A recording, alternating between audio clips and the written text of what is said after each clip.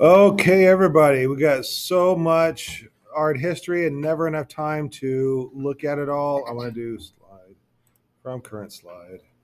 Get rid of that.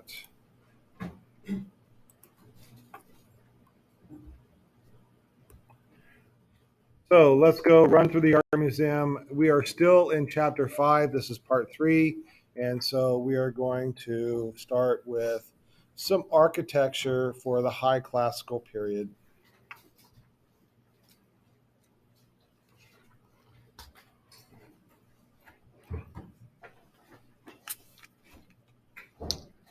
All right, and we are still in Greece. Everybody knows where Greece is, right?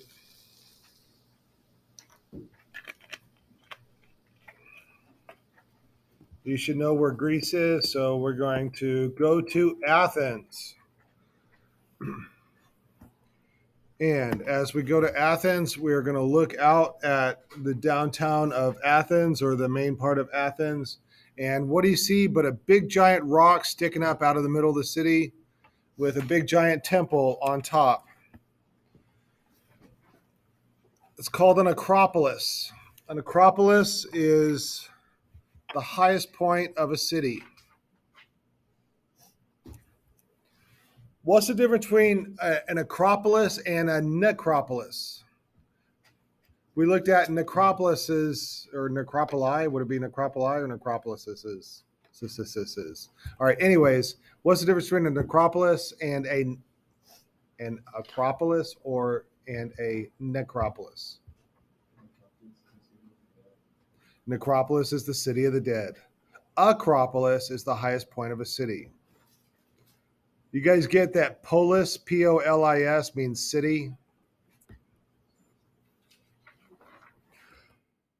All right, so we're going to focus on the Acropolis at Athens, and I have this cool little video by Assassin's Creed. If we can, there we go.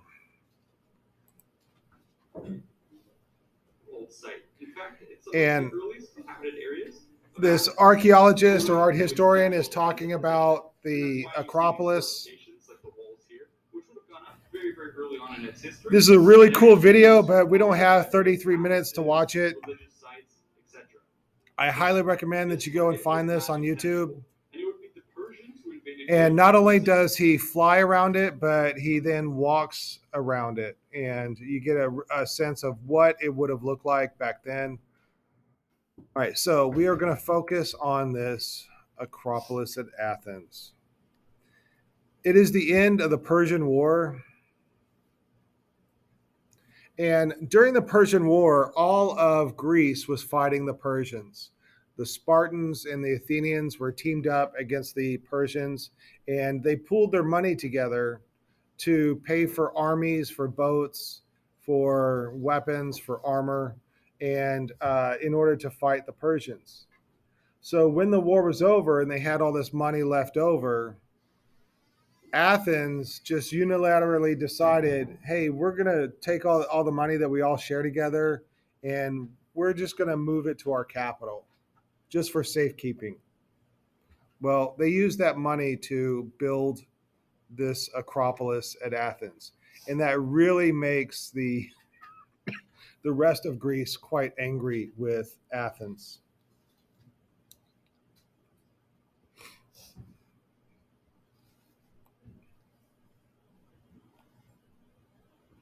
The Persians destroyed the Acropolis in 480 BC, and the Athenians vowed to keep it in ruins as a memorial. But Pericles was convinced to rebuild. And it's kind of like 9/11. When 9/11 happened and the towers fell, there was a lot of talk of, do we keep it as is as a memorial to what could happen, or do we rebuild bigger, stronger, better? And the decision was made to build bigger, stronger, better, just like the Athenians. These are images of what the Acropolis would have looked like back then. And I want you to take note of these 4 buildings that we're going to look at. We have the Propylaea, which is basically the entrance of the of the Acropolis, we're not going to spend much time with this one. We'll spend most of our time with this one, the Parthenon, which is the main temple. We're also going to look at the Erechtheion, and we're also going to look at the Temple of Athena Nike. So first, let's take a look at the Propylaea. This would have been the entrance into the Acropolis. It's up a big hill, so they made it into stairs. And when you go and visit, this is what it looks like with all the tourists around. I do want to point out these Doric columns that are up here. You can see them better here. And then after you pass through and look back, then this is what the rear of the Erechtheion looks like, or the Propylaea looks like. All right, moving on to the Parthenon. This is Athena's temple at the Acropolis at Athens, and it was built, or the architects of this was Ictinos and Callicrates.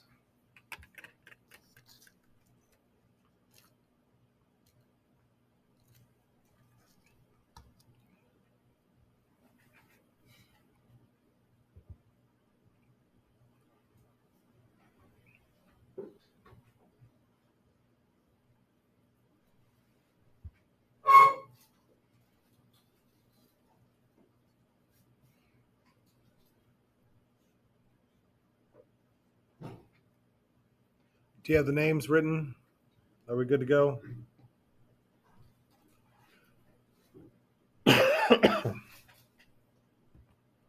So here we have the west facade and then the east facade. Between the west facade and the east facade, which one is the front of the building? The east. Why? Right, faces the fronts of buildings face east. That's where the sun rises. That's where they have their rituals. I want you to take note of the side of this, and we're going to look at real soon. We're going to look at what caused this side to, in a sense, blow up. But first, before we get to that, I want to show you guys the proportions of the Parthenon.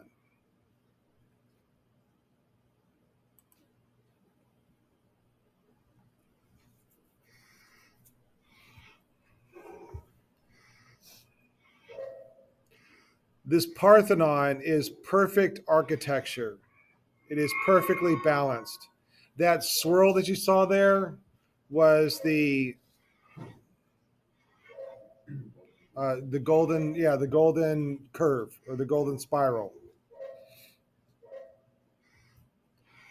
The rectangle that the whole thing, that the whole building is in, is a golden rectangle, and all of it is proportioned to the golden mean.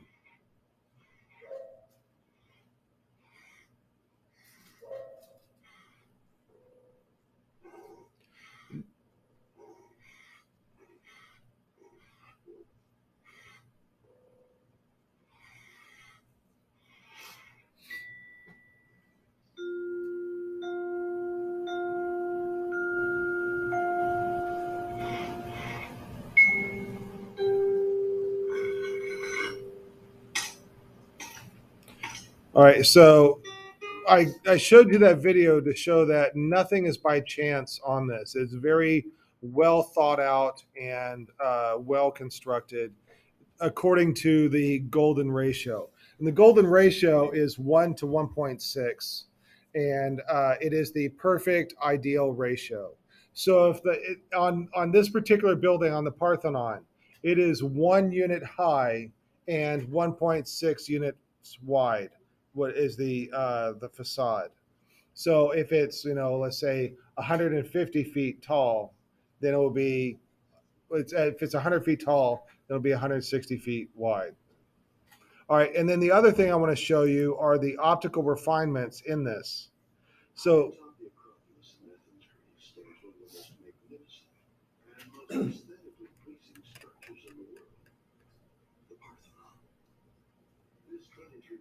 square foot temple was constructed using 100,000 tons of radiant white marble. The exterior of the Parthenon is lined with 46 colossal columns, which strikingly appear to be laid out in the shape of an exact rectangle. And what's more astonishing is that the more than 13,000 stone blocks used to assemble the Parthenon were precisely fitted together without the use of mortar. Which begs the question, how were the ancient Greeks able to build something that looked so perfect? The Parthenon is an amazingly beautiful structure. The design, the spacing of each stone is so perfect that it inspires just to look at. The proportions are so exact. For a large building, it is an amazing thing. And it lifts the spirit upward. Built beginning in 447 BC on the orders of the famed statesman and general Pericles, the Parthenon celebrates the Athenians' victory over Persian invaders who had tried to conquer the city for 50 years. Athens during the time of the building of the Parthenon is an incredible cosmopolitan, vibrant city. It's producing art, literature, sculpture, architecture. It's the Manhattan of the 5th century BC. And I think if you're an Athenian citizen walking, doing your everyday work, and then you see the Acropolis in the center of the city, this incredible shining hill, and then you see the Parthenon, the gleaming marble, the biggest and most beautiful Greek temple that existed at least in mainland Greece at this point. You'd be filled with a sense of wonder. Although most of the interior of the Parthenon has decayed due to the ravages of time, the rectangular symmetry of its exterior looks flawless to this day. But strangely, for a temple that was clearly built with perfection in mind, This is the part that I want you to watch. The Parthenon, so fascinating, is actually its imperfections. Not only were the Greeks masters of geometry, they were also masters of optical illusions. They knew the fact that your eye plays tricks on you. Therefore, they built the Parthenon slightly incorrectly, quote unquote, to compensate for this, so that the net result is perfection. The Parthenon is a rectangle, but there are no right angles in the entire building. Everything is slightly off. The columns Watch look this. straight from below, but they are slightly tilted toward each other. So if you were standing at the base of the Parthenon, and if the columns didn't stop after a certain number of feet, but they kept on going all the way up into the sky, you would see the columns meeting if they were long enough to actually meet. This is a very curious thing that the builders did. It turns out that the Parthenon does not have straight parallel lines at all. The columns are not vertically cylindrical at all. They bulge by about an inch at the center of the cylinder. So, for example, the human brain, looking at a column, will actually think that the waist is pinched. Your eye thinks that the center of the cylinder is shrunk.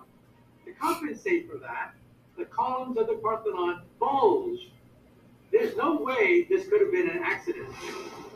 But is that all the Greeks? All right, so I'm going to stop there. And so I just want you to know that there are what called optical refinements in the Parthenon.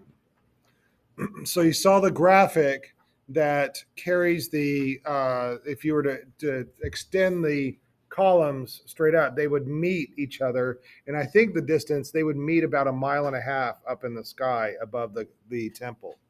And that is because if you are looking at the temple, they look like they bow outwards. So to compensate, they made them bow slightly inwards so that they look like they go straight up and down. That's an optical refinement. And then the columns themselves bow out a little bit because if they were straight, they would look like they bowed inward. And then the other optical refinement is here on the steps. It slightly goes up in the middle. So it's a very, very slight curve. And I think the middle of the Parthenon is 4 inches thicker than the outsides of the Parthenon. So you can rest your eyes right here on this side and put an object on the other side and not be able to see it because there's a very slight bow in the middle. All right, I have a little bit of a history lesson for you guys. So we're going to look at the Great Turkish War. It lasted for about 15 years. It was in the 1600s. And this is a time where the Ottoman Empire was trying to invade Europe, and Europe was fighting back.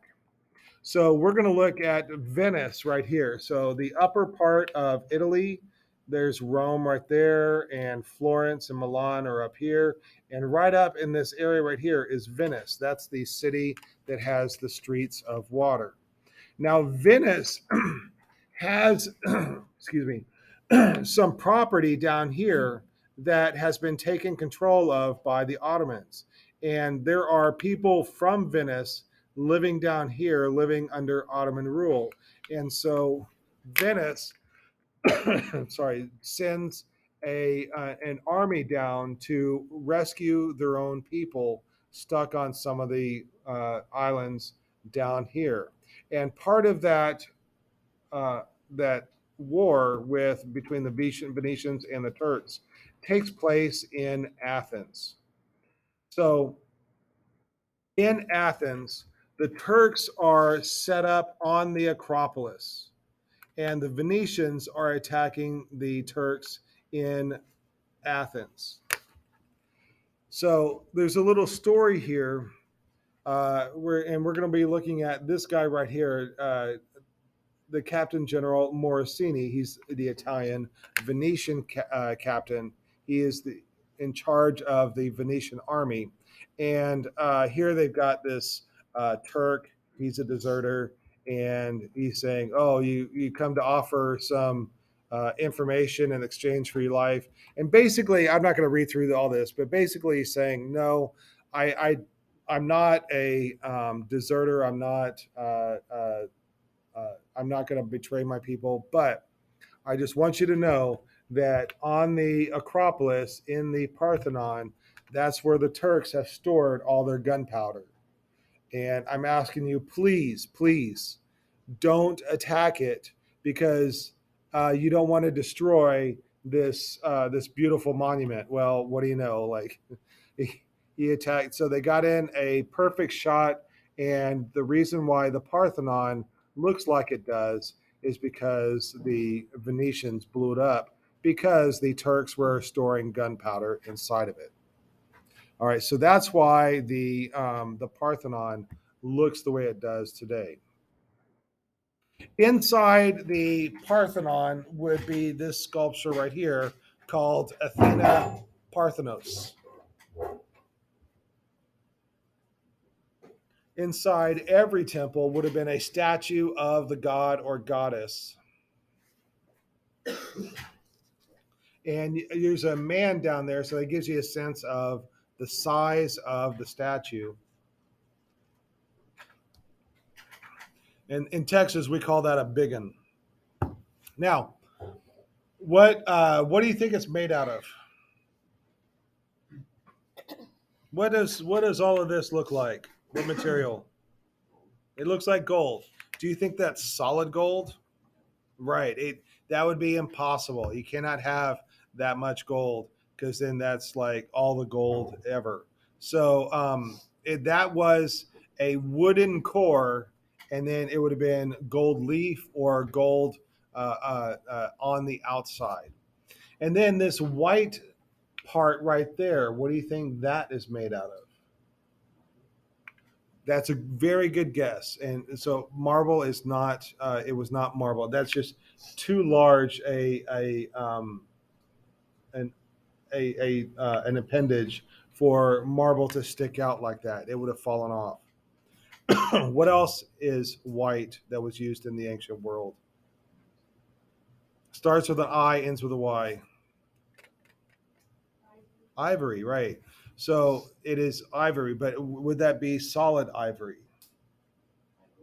Right, because like if you look, like what is ivory made from? It's made from tusks, and that look at that. Like if that was a tusk, like that would be impossible. So no, it's not solid ivory. It too would have been a wooden core with ivory on the outside of it. This sculpture is long gone, but there's enough records of it that we know what it would have looked like. So this is it from behind. Do you notice the little figure that is resting on the hand of Athena? All right, this is Nike. We'll talk about Nike a little bit later. But Nike has wings, and Nike is holding a crown, or like a it's like a crown. We'll talk about that later. If you look at the helmet of Athena, there is a sphinx in the center and two winged horses on either side. And then if you look at the shield that she has, it tells the story of the Amazonomachy. And in the center is a gorgon or Medusa. This is the aegis that she had.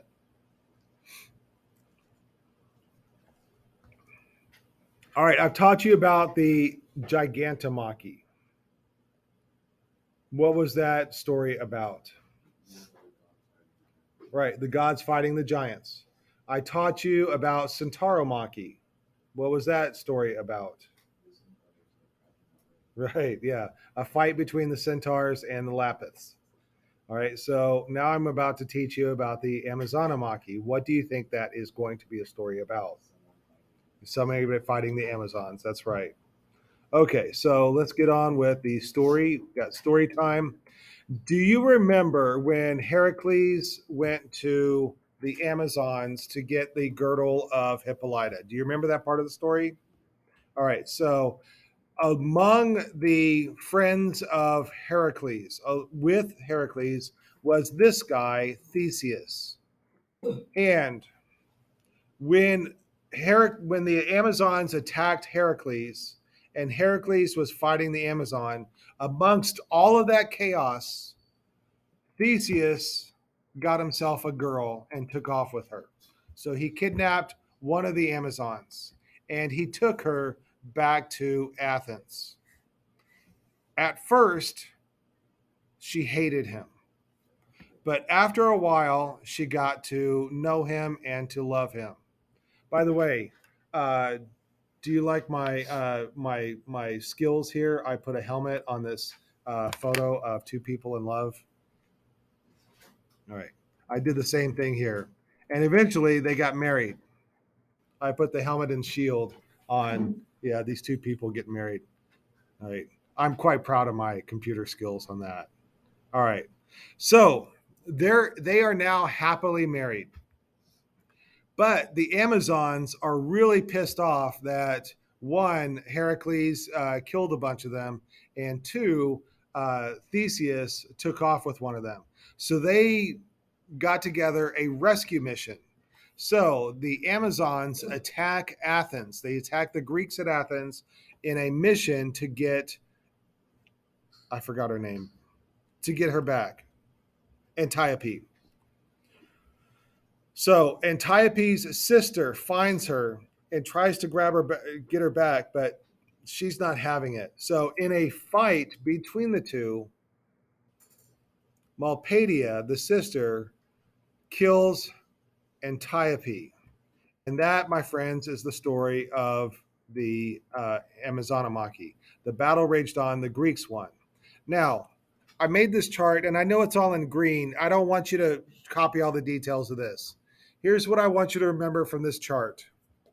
That all of these fights, the Amazonomachy, the Gigantomachy, the Titanomachy, which I haven't taught yet, and Centauromachy, is not just between Greeks and Amazons, gods and giants, and so forth. They are a fight between good and evil. They are a fight between order and chaos. and logic versus barbarism. The Greeks are symbolic of order and logic. They are the good guys. The Amazons are chaotic and barbaric. They are the bad guys. And same thing with the giants. The gods are the good guys because they support order and logic, where the giants were meant to sow chaos. And with the Centauromachy, it was the centaurs that were chaotic. And the Lapis are the good guys because they project order. That is what I want you to remember from all these Machis. Got it? So let's take a look at the Parthenon. We have these metopes that are up here all around the top. On the east facade, we have the gods versus the giants. What is that called? Gigantomachy. On the north side, we have the Greeks versus the Trojans. What is that called? It's the Trojan War. Very good. And then on the other side, on the west facade, these metopes are the Greeks versus the Amazons. What is that called? Amazonomachy. And then we have the Lapis versus the Centaurs. What is that called? Right, Centauromachy. And the most interesting ones that are up there are from the Centauromachy. So these are the metope, these relief sculptures are from the Centauromachy that is on the Parthenon.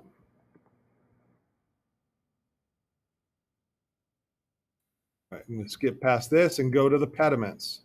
All right, so we have two pediments on the Parthenon. We have one on the west side and one on the east side. So I want to talk about the one on the west side first. On this pediment, all right, by the way, this is a model of what it would have looked like at the time. A lot of this stuff has been lost to time. But what we have in the center, this is Athena and this is Poseidon.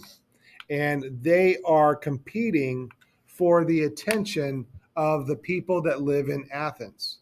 Before it was called Athens, it was just a city. So the two gods were competing as to which god the people of the city were going to worship. Poseidon offered water, that he created this miracle where water came up from a crack in the earth and gave the people water. She gave the people olives. And for whatever reason, the people of that city chose her to worship rather than him. Yeah, that's not on my notes. He gave them horses. He brought horses. They were already there. He brought them. Okay, all right. And that certainly could be true. That a lot of these myths have different variations in them. So yeah, I totally believe that. He's saying that Poseidon also gave them horses. All right, so let's take a closer look at the pediment. This is the left side of the pediment and the center of the pediment with Athena and Poseidon, and then the right side of the pediment. All right, so to go to the other side of the temple, I got another story for you. And how are we doing on time? Got 15 minutes left. So we've seen this chart before, and this particular story is caused by a fate or prophecy that could not be avoided, or Zeus could not keep it in his pants. All right, so this story starts with Oceanus, and he and his wife, Tethys, have 3,000 daughters. And one of those daughters is Metis. She is one of the 3,000 daughters of Oceanus, and she has two attributes. She is very beautiful and she is very intelligent. Well, Zeus cannot help but fall in love with her. And this is before his marriage to Hera. So he pursues Metis, and she has the ability to change into animals and get away from him. But eventually, he's able to catch her, and he takes her back with him. And now she is his wife. The oracle says that Metis will have two children. One would be a girl who would equal Zeus in courage, strength, and wisdom.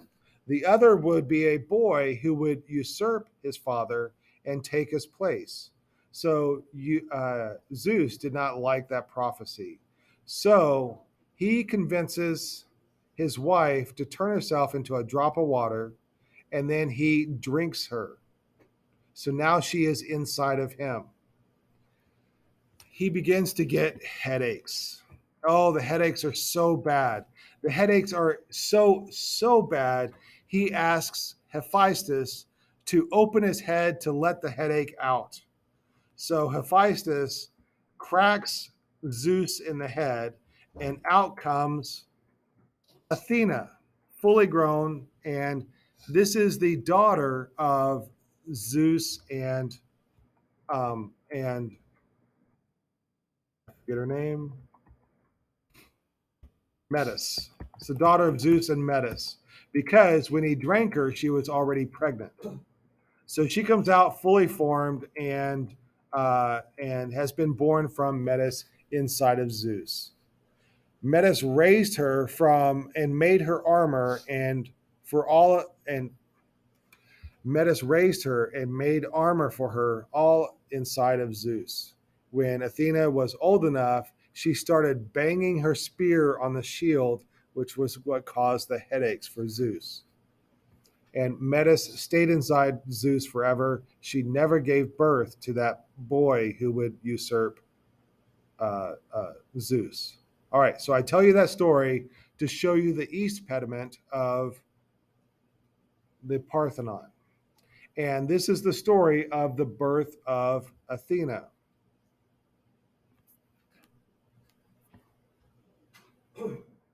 So on the left side, this is Apollo riding the sun chariot coming up over the horizon. In the center, we have fully formed Athena coming out of the head of Zeus. And then over on the right side is Apollo still riding the sun chariot going down over the horizon after a long day of riding the sun chariot. And these sculptures are inside of the British Museum. And these are called the Elgin marbles.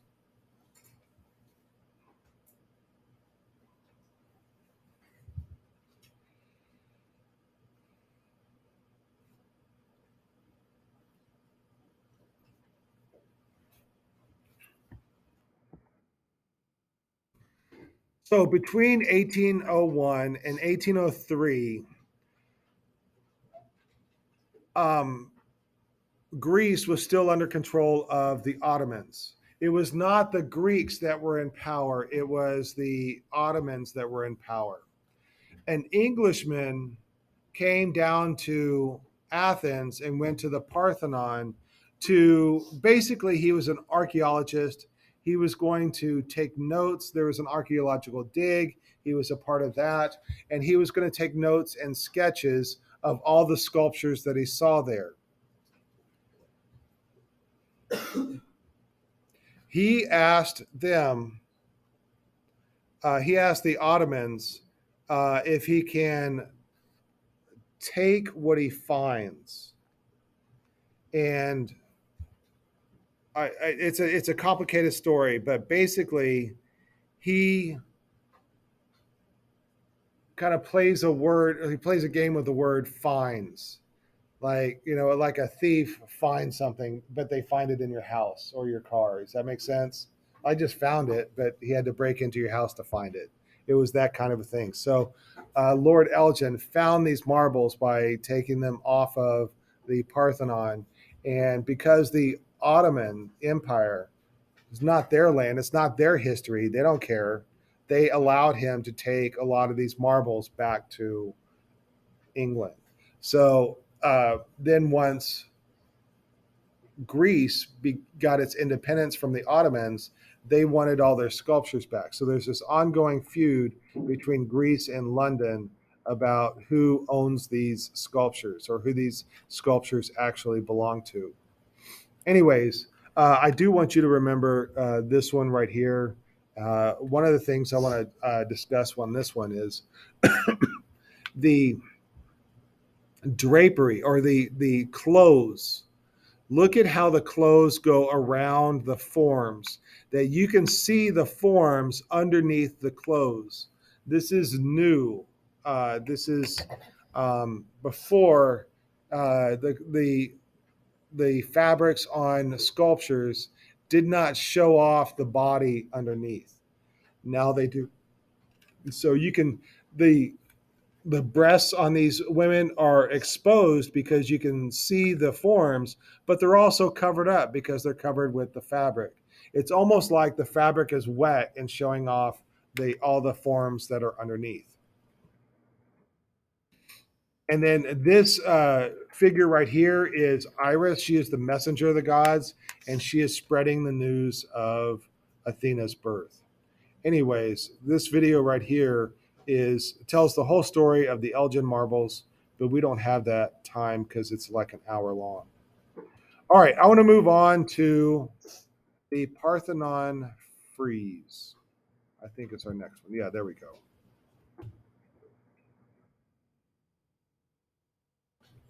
Come on. There we go. All right. So I showed you on the outer, the columns on the outer part and the lintels that are above them had the metapiece. On the inner columns, on the inner lintels, there is a frieze. There's one band that goes all the way around, and that shows it has one narrative, and that one narrative is the Athenaic festival procession.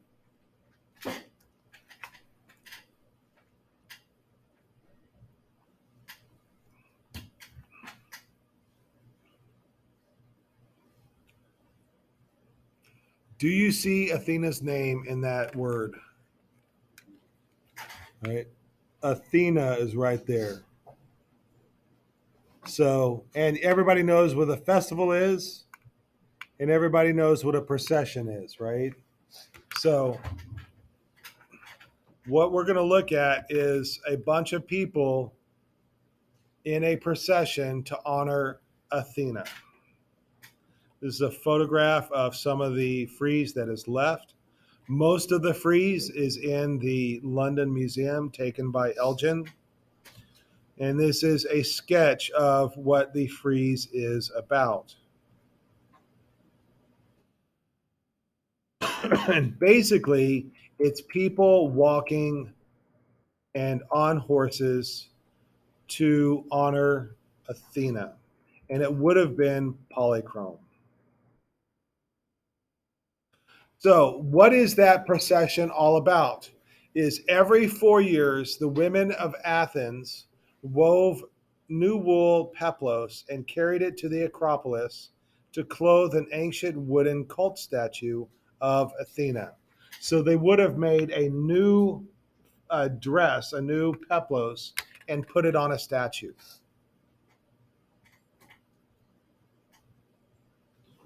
And that statue would have been in the Erechtheion. And I think with 6 minutes left in class, we will stop there at the Erechtheion.